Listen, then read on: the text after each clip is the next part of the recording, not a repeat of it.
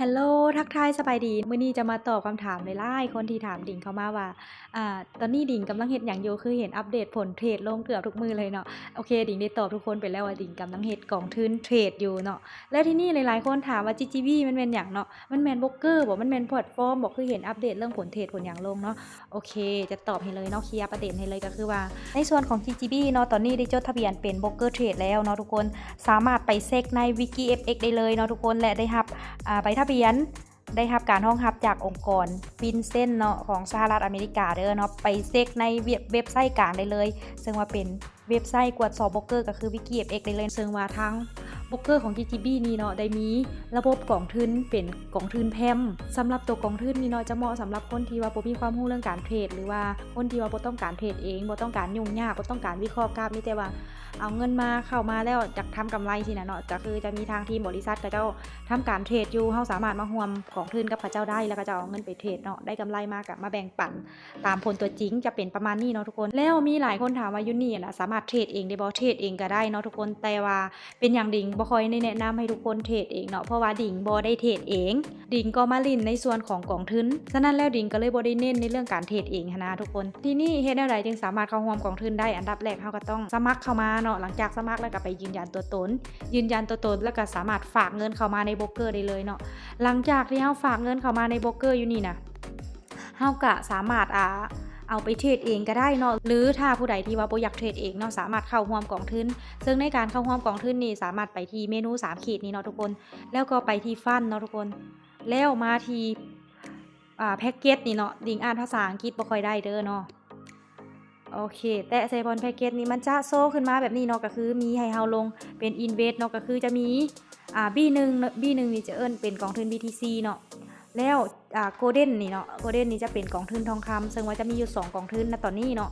แล้วในส่วนของกองทุนแต่ละตัวเงื่อนไขจะต่างกันเนาะฝากขั้นต่ำนี่แม่น100เหรียญเนาะทุกคน100เหรียญคือของดิ่งนี่จะเป็นพอร์ต 1,000 เหรียญเนาะแล้วดิ่งได้เลยฝากกองทุนมาตั้งแต่วันที่1เดือน7 2025เนาะแล้วก็จะหมดสัญญาแม่นวันที่1เดือน6 2026เนาะทุกคนทำกำไรมาแล้ว300กว่าเหรียญเนาะและตอนนี้ถ้าว่าต้องการถอนทุนสามารถถอนได้ตลอดเวลาต่างแต่ถ้าเฮาถอนก่อนสัญญาแม่นจะถูกหักอยู่ 12% เนาะทุกคนโอเคอันนี้คือเงื่อนไข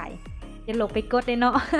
ในส่วนของกองทุนนี่นะเฮายังสามารถติดตามการทำกำไรได้อย่างโปร่งใสโดยการที่นี่เนาะทุกคนอันนี้ผู้ใดที่บ่ฮู้ก็มาเข้ามาเด้อมื้อหน้าเด้อเข้ามานี่แล้วก็เอาตัวนี้นี่นะไปติดตามใน MT5 ได้เลยเห็นบ่ไปติดตามได้เลยจะมีกองทุนตัว G1 นี่ก็คือเป็นทองคำ B1 ก็คือ Bitcoin เนาะทุกคนมันก็สิเป็นประมาณนี้แล้วที่นี่เฮาไปติดตามอยู่ไสก็ติดตามอยู่คือติดตามใน MT5 นี่แหละทุกคนอาจจะเห็นดิ่งมาร์กอัพลง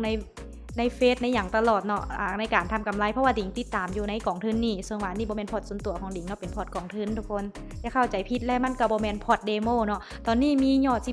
12ล้านกว่าเหรียญเนาะกองทุน BTC นะส่วนว่ากองทุนทองคำนี่จะมีอยู่6ล้านกว่าเหรียญทุกคนอันนี้มันเป็นพอร์ตแท้เด้อแต่ว่ามันเป็นพอร์ตกองทุนบ่แม่นพอร์ตส่วนตัวบ่แม่นพอร์ตเดโมเนาะทุกคนเนาะย้ำว่าบ่แม่นพอร์ตเดโมพระเจ้าก็จะทำกำไรเนี่ยจังซี่แหละทุกคนมันการเทรดเนาะมันมีได้มีเสียเนาะมีได้มีเสียเป็นเรื่องธรรมดาบ่มีไผสามารถชนะตลาดได้ 100% แต่ว่ากองทุนของเฮาเขาเจ้าใช้เครื่องมือที่ว่าทันสมัยเนาะเข้ามาช่วยเนาะ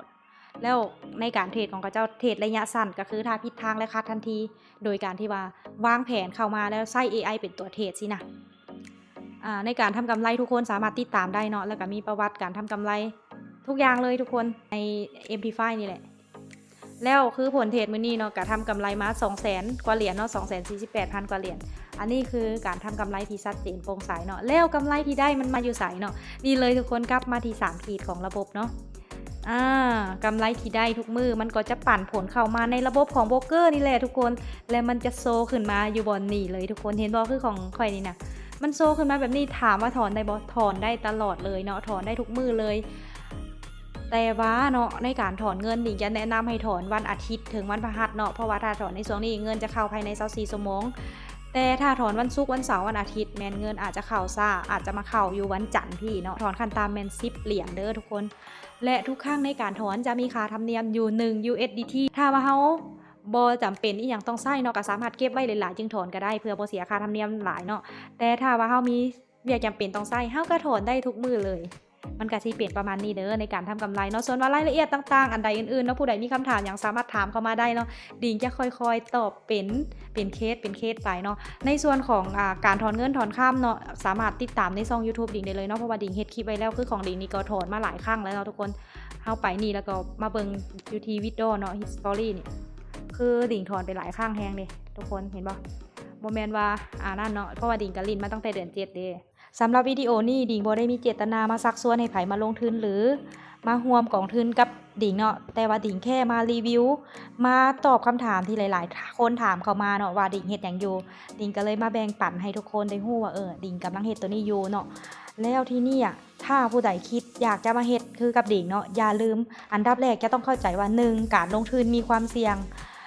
ถ้าเจ้าคิดจะมาอยู่วงการนี้เจ้าต้องเข้าใจเรื่องความเสี่ยงและเจ้าต้องรู้จักศึกษาข้อมูลเนาะศึกษาข้อมูลให้ละเอียดและมีความมั่นใจแล้วจะจึงลงทุนบ่ให้คิดว่าเห็นคนอื่นได้เงินแล้วเฮาก็สิได้เงินนำบ่ให้คิดแบบนั้นเนาะเพราะว่าเงินน่ะเป็นของเฮาก่อนที่เฮาจะลงทุนหรือเฮ็ดอีหยังจักอย่างเฮาต้องศึกษาข้อมูลให้ละเอียดด้วยตัวเองแล้วก็มั่นใจแล้วจึงลงทุนถ้าเกิดลงทุนไปแล้วเกิดการเสียหายอย่าโทษคนอื่นคือดิ่งเองดิ่งก็เป็นนักลงทุนแล้วที่นี่ถ้าผู้ใดที่เข้ามาก็คือเป็นนักลงทุนคือกันแม่นบ่พวกเขาทุกคนบ่ได้เป็นผู้คุมระบบซะนั่นแล้วถ้าคิดว่ามาแล้วมีแต่อยากได้อย่ามาถ้าเจ้ามาแล้วต้องใจเจ้าต้องยอมรับได้เลยว่าการลงทุนแบบนี้มันมีความเสี่ยงถ้าเกิดหยังขึ้นเจ้าต้องรับจริงแล้วนั่นให้มันได้เนาะจึงเข้ามาลงทุนว่าซี่ซะทั้งนี้ทั้งนั้นก่อนจะเฮ็ดหยังก็ตามเนาะเจ้าต้องศึกษาข้อมูลให้ละเอียดมั่นใจแล้วจึงเฮ็ดมั่นใจแล้วจึงตัดสินใจเนาะทุกคนในวิดีโอนี้ดิ่งก็จะฝากไว้เพียงเท่านี้อย่าลืมเด้อทุกคนทุกการลงทุนมีความเสี่ยงอาจจะบ่เหมาะกับใครหลายคนถ้าผู้ใดรับความเสี่ยงบ่ได้ห้ามลงทุนเด็ดขาดเนาะต้องขอลาทุกคนไปก่อนบ๊ายบาย